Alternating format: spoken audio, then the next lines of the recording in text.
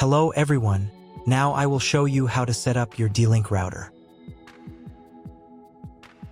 And before I start, I would like to remind you that if my video helps you, please support my work. I send half of all donations to animal shelters.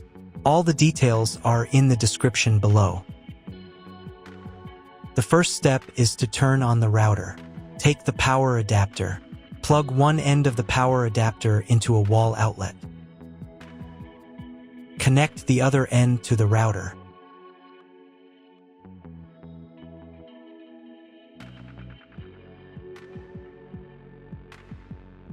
When it's powered on, a light will illuminate. It might take a few minutes for the router to fully power up. Next, plug the cable from your broadband provider or modem into the internet port. This port is often called WAN and is usually a different color. Each cable should be inserted until it clicks. Now you should reset the router to its factory settings. Hold down the reset button on the router for 10 seconds. Wait for the lights on the router to begin flashing. Occasionally, this button can be found inside the router casing to avoid accidental presses. Use a slim object to press it down.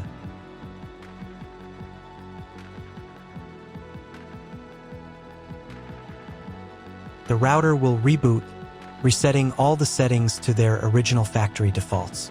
Connect one end of the Ethernet cable that came with the router to an Ethernet port.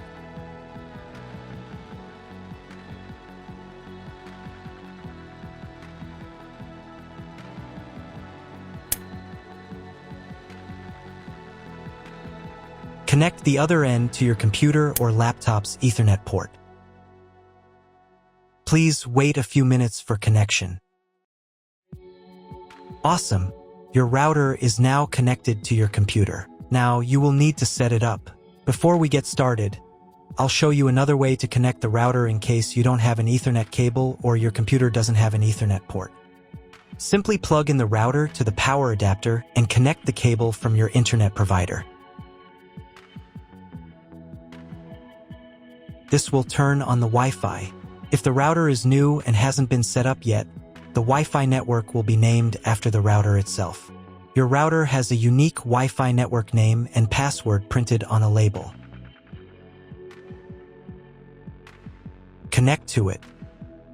Great job connecting to the router. Now let's move on to the setup process. First, open your web browser and visit the URL you see on the screen. Use the URL bar instead of the search bar.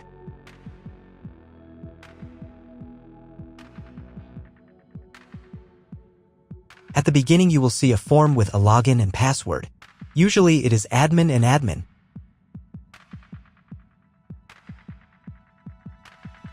If these credentials are wrong, then find label on your router. The credentials are often printed on the bottom of the device.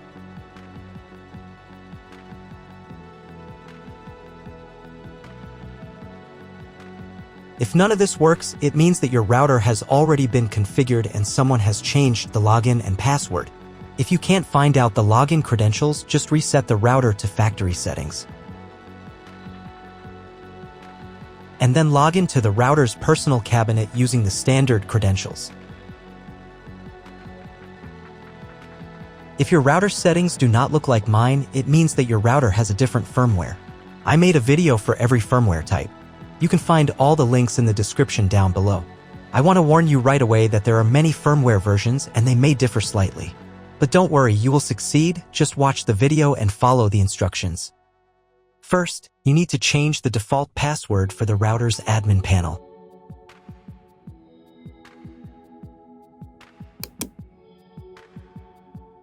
Now log in to the router's admin panel again using the new password.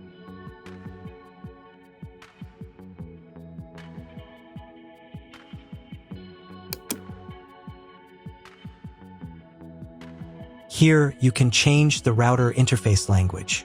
I will keep the language as English. To start the setup process, go to the Click and Connect menu. Click Next. On the next page, select your internet provider.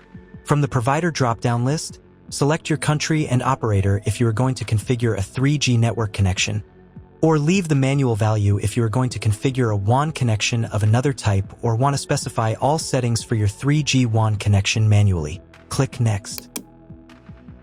On the next page, select connection type. You can find it in the contract with your internet provider. If you're not sure what your connection type is, choose this one. It's the most common option. Click Next. Enter the connection name. This is not your Wi-Fi network name, so you can leave it unchanged. Click Next. On the next page, you can check the settings. In most cases, they should match mine except for the MAC address. Click the Apply button. Wait a few minutes while the router checks the settings. After the check, click Next. In the next step, you need to select an operating mode for the wireless network. Choose Access Point. Click Next. Then enter the name of the access point. This will be the name of your Wi-Fi network. Click Next. On the next page, you need to set a password for your Wi-Fi network. In Network Authentication, select Protected and enter your password. The password must be at least 8 characters long.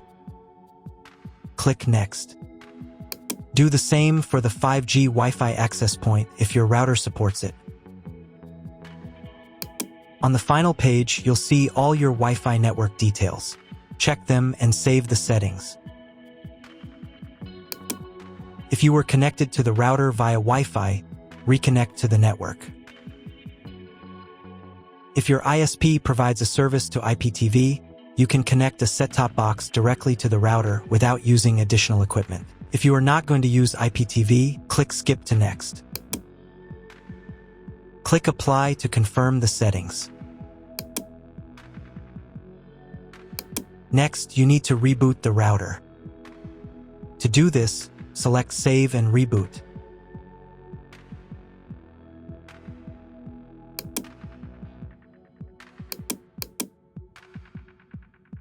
Wait a few minutes for the router to fully restart. Now check if the internet is working. Just try to Google something. If there's no internet at this stage, call your internet provider. They will tell you your connection type and what other settings need to be configured. That's all. If you found my video helpful, please support my work. Half of all donations I send to animal shelters. All details are in the description down below.